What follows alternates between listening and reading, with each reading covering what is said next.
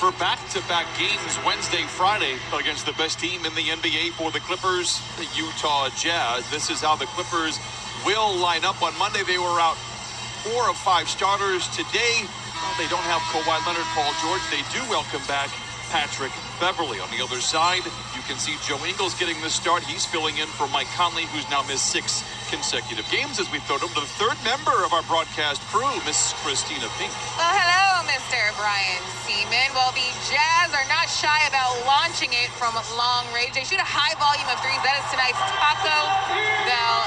They average 42 attempts per game. That is 7 more than they did last season. It is also the most in the NBA this year. They make a good amount of them as well. They are 4th in the NBA in three-point percentage. And as Reggie Jackson said the other night, they're hunting those threes.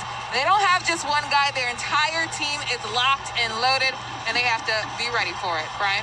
Christina, thanks. Yeah, Utah makes about 17 threes a game. Ty Lue continues to be adaptable, not by choice, but by circumstance, as again, they'll throw out another lineup. Meanwhile, Quinn Snyder got his coaching start on the bench for the Clippers back in 1992. How's it gone? He'll be the coach of the All-Star game in March. As we are ready to get this one underway, Clippers have won their last 4. Utah, well, they've done pretty well too. 19 of their last 20 as they come in with a record of 23-5.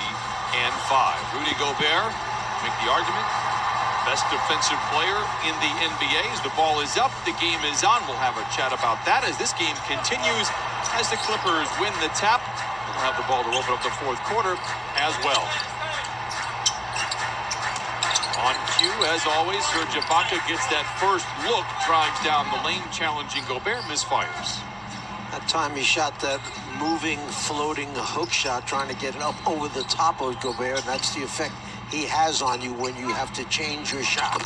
Royce O'Neal gets some of the cleanest looks in the NBA. That is not a subjective opinion. That is from the Second Spectrum website that he just continues to feed off all the attention that Rudy Gobert and Donovan Mitchell give. Senior steps to his right, had 26 points in the first half against the Miami Heat. Might need a similar effort, at least from a game standpoint tonight. Again, no Kawhi Leonard, no Paul George. Bogdanovich twirls down the lane, and Reggie Jackson has the loose ball. Accelerates around Gobert to the rim off the window, and you have to feel that that was altered even though it wasn't touched by Gobert. Like he turned on the Jets a little bit on that one to get down to the other end. It's good to see Reggie out there after struggling very openly with a shoulder injury in that win over Miami on Monday. Well, this is what will make you turn up the speed a little bit, knowing that Gobert is trying to follow you from behind. You tend to go a little bit quicker to try and get away from the big man. It's still a stat that I'm surprised hasn't been able to really be quantified, and that is the intimidation stat. We saw it for years with DeAndre Jordan. Jazz fans have seen it almost as long with Rudy Gobert. How do I equate that to a pitcher throwing at the batter's head? Is there any... I'm going to work on that one for you. But that's another sport reference. You made a hockey reference with us. Now with baseball, turn over on Utah. I've got some really good ones in hockey coming up and field hockey or lacrosse. We are all waiting. What about cricket? We got anything there?